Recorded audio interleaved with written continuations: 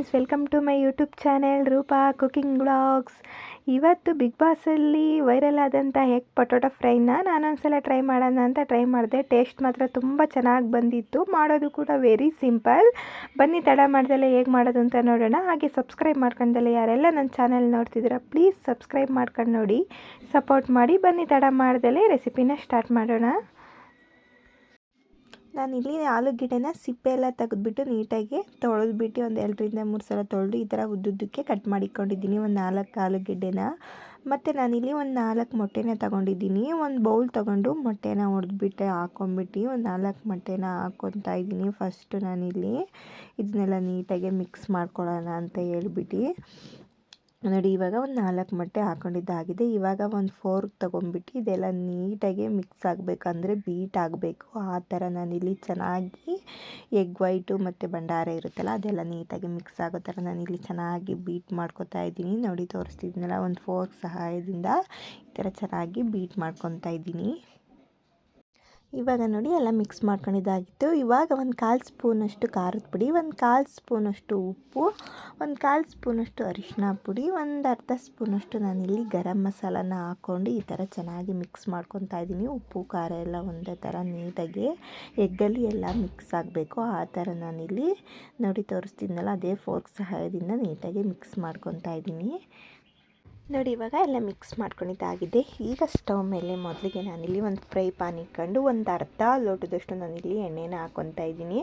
ಏಕೆಂದರೆ ಆಲೂಗೆಡ್ಡೆ ಎಲ್ಲ ಬೇಯಬೇಕಲ್ಲ, ಅದಕ್ಕೋಸ್ಕರ ನಾನಿಲ್ಲಿ ಒಂದು ಸ್ವಲ್ಪ ಜಾಸ್ತಿ ಪ್ರಮಾಣದಲ್ಲಿ ಎಣ್ಣೆನ ಹಾಕ್ಕೊತಾ ಇದ್ದೀನಿ.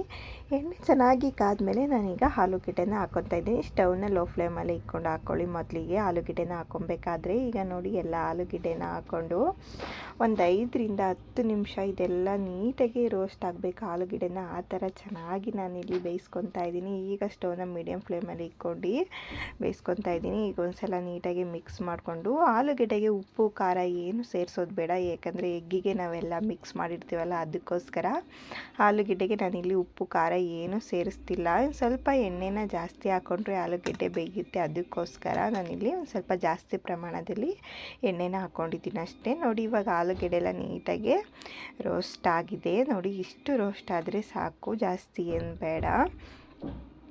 ಇವಾಗ ನಾನಿಲ್ಲಿ ಒಂದು ಪ್ಲೇಟ್ಗೆ ಆಲೂಗೆಡ್ಡೆನ ತೆಗೆದಿಟ್ಕೊಂಡಿದ್ದೀನಿ. ಮತ್ತು ಎಣ್ಣೆ ಜಾಸ್ತಿ ಇತ್ತಲ್ಲ ಅದನ್ನು ಸಹ ಒಂದು ಬಟ್ಲಿಗೆ ಎತ್ತಿಕೊಂಡಿದ್ದೀನಿ. ಇವಾಗ ಒಂದು ಸ್ವಲ್ಪ ಮಾತ್ರ ಅದರಲ್ಲಿ ಎಣ್ಣೆ ಬಿಟ್ಕೊಂಡು ಅದೇ ಪಾನ್ಗೆ ನಾನಿಲ್ಲಿ ಮೊಟ್ಟೆನೆಲ್ಲ ಮಿಕ್ಸ್ ಮಾಡಿಕೊಂಡಿದ್ನಲ್ಲ ಅದನ್ನು ಹಾಕ್ಕೊತಾ ಇದ್ದೀನಿ. ಎಲ್ಲನೂ ನಾನು ಒಂದೇ ಸಲ ಹಾಕ್ಕೊತಾ ಇದ್ದೀನಿ. ಇದು ಹಾಕಿದ್ದಾದಮೇಲೆ ಒಂದು 5 ನಿಮಿಷ ಹಾಗೆ ಬಿಡಬೇಕು, ಏಕೆಂದರೆ ಮಿಕ್ಸ್ ಮಾಡೋಕ್ಕೆ ಹೋಗಬಾರ್ದು. ನೋಡಿ ಇವಾಗ ಒಂದು 5 ನಿಮಿಷ ಆಗಿದೆ. ನಾನು ಇವಾಗ ತೋರಿಸ್ತಿದ್ನಲ್ಲ ಈ ಥರ ಒಂದು ಸ್ವಲ್ಪ ದಪ್ಪ ಪೀಸಾಗಿ ಬರಬೇಕು. ಆ ಥರ ಮಾಮೂಲಿ ಆಮ್ಲೆಟ್ ಇರುತ್ತಲ್ಲ ಆ ಥರ ಸ್ವಲ್ಪ ಸಣ್ಣ ಪೀಸಾಗಿ ಈ ಥರ ಪೀಸ್ ಮಾಡ್ಕೊತಾ ಇದ್ದೀನಿ ನಿಧಾನಕ್ಕೆ. ಸ್ಟವ್ನ ಲೋ ಫ್ಲೇಮಲ್ಲಿ ಇಟ್ಕೊಂಡು ಮಿಕ್ಸ್ ಮಾಡ್ಕೊಳ್ಳಿ, ಯಾಕೆ ಅಂತಂದರೆ ಆಮ್ಲೆಟ್ ಎಲ್ಲ ಸೀದೋಗ್ಬಿಡುತ್ತೆ, ಅದಕ್ಕೋಸ್ಕರ ನಾನು ಹೇಳ್ತಾ ಇರೋದು. ನೋಡಿ ಇವಾಗ ಈ ಥರ ಸಣ್ಣ ಚಿಕ್ಕ ಪೀಸಾಗಿ ನಾನಿಲ್ಲಿ ಡಿವೈಡ್ ಮಾಡ್ಕೊತಾ ಇದ್ದೀನಿ. ತೀರಾ ಸಣ್ಣ ಪೀಸು ಇರಬಾರ್ದು, ತೀರಾ ದೊಡ್ಡ ಪೀಸು ಇರಬಾರ್ದು, ಒಂಥರ ತಿನ್ನಲಿಕ್ಕೆ ಬಾಯಿಗೆ ಸಿಗಬೇಕು ಆಲೂಗೆಡ್ಡೆ ಜೊತೆಗೆ. ಆ ಥರ ನೋಡಿ ತೋರಿಸ್ತಿದ್ನಲ್ಲ ಈ ಥರ ನಾನಿವಾಗ ಮಿಕ್ಸ್ ಮಾಡ್ಕೊತಾ ಇದ್ದೀನಿ. ಇದಕ್ಕೆಲ್ಲ ಹಸಿ ಸ್ಮೆಲ್ ಹೋಗೋವರೆಗೂ ಚೆನ್ನಾಗಿ ಬೇಯಿಸ್ಕೊಳ್ಳಿ, ಇಲ್ಲಾಂದರೆ ಅದು ಮೊಟ್ಟೆದು ಹೊಲ್ಸು ಬಂದುಬಿಡುತ್ತೆ, ಅದಕ್ಕೋಸ್ಕರ. ನೋಡಿ ತೋರಿಸ್ತಿದ್ದೀನಲ್ಲ ಈ ಥರ ಮಿಕ್ಸ್ ಮಾಡ್ಕೊಳ್ಳಿ ಸ್ಟವ್ನ ಲೋ ಫ್ಲೇಮಲ್ಲಿ ಇಟ್ಕೊಂಡು. ಈಗ ಮೊಟ್ಟೆ ರೆಡಿಯಾಗಿದೆ. ಇವಾಗ ನಾನಿಲ್ಲಿ ಫ್ರೈ ಮಾಡಿ ಎತ್ತಿಕೊಂಡಿದ್ದ ಆಲೂಗೆಡ್ಡೆನ ಸೇರಿಸ್ಕೊತಾ ಇದ್ದೀನಿ. ಆಲೂಗೆಡ್ಡೆ ಸೇರಿಸ್ಕೊಂಡಿದ್ದಾದಮೇಲೆ ಒಂದು 1/4 ಸ್ಪೂನಷ್ಟು ನಾನಿಲ್ಲಿ ಪೆಪ್ಪರ್ ಪೌಡ್ರನ್ನ ಹಾಕ್ಕೊತಾ ಇದ್ದೀನಿ, ಬ್ಲ್ಯಾಕ್ ಪೆಪ್ಪರ್ ಪೌಡ್ರು, ಮತ್ತು 1/4 ಸ್ಪೂನಷ್ಟು ನಾನಿಲ್ಲಿ ಚಿಲ್ಲಿ ಪೌಡರ್ನ ಹಾಕ್ಕೊತಾ ಇದ್ದೀನಿ. ಇದೆಲ್ಲ ಹಾಕಿದ್ದಾದಮೇಲೆ ಒಂದ್ಸಲ ನೀಟಾಗಿ ಸ್ಟವ್ನ ಮೀಡಿಯಮ್ ಫ್ಲೇಮಲ್ಲಿ ಇಟ್ಕೊಂಡು ಮಿಕ್ಸ್ ಮಾಡ್ಕೊತಾ ಇದ್ದೀನಿ. ಅವರೊಂಥರ ಮಾಡಿದ್ರು ಬಿಗ್ ಬಾಸಲ್ಲಿ, ನಾನೊಂದು ಸ್ವಲ್ಪ ನನ್ನದೇ ಸ್ಟೈಲಲ್ಲಿ ಚೇಂಜ್ ಮಾಡಿದ್ದೀನಿ ಅಷ್ಟೇ. ನೋಡಿ ಇವಾಗ ರೆಡಿ ಆಯಿತು. ನೋಡೋಣ ಅಂತ ಟ್ರೈ ಮಾಡೋಣ ಅಂತ ಮಾಡಿದೆ. ರುಚಿ ಮಾತ್ರ ತುಂಬ ಚೆನ್ನಾಗಿತ್ತು. ಮಾಡೋದು ಕೂಡ ವೆರಿ ಸಿಂಪಲ್ಲು. ಈ ಥರ ನೀವೊಂದ್ಸಲ ಮನೇಲಿ ಟ್ರೈ ಮಾಡಿ ಹೇಗಿದೆ ಅಂತ ಕಮೆಂಟ್ ಬಾಕ್ಸಲ್ಲಿ ತಿಳಿಸಿ. ಹಾಗೆ ಯಾರೆಲ್ಲ ಸಬ್ಸ್ಕ್ರೈಬ್ ಮಾಡ್ಕೊಂಡಲ್ಲೇ ನೋಡ್ತಿದ್ದೀರಾ ಪ್ಲೀಸ್ ಸಬ್ಸ್ಕ್ರೈಬ್ ಮಾಡ್ಕೊಂಡು ನೋಡಿ, ಸಪೋರ್ಟ್ ಮಾಡಿ. Thank you for watching.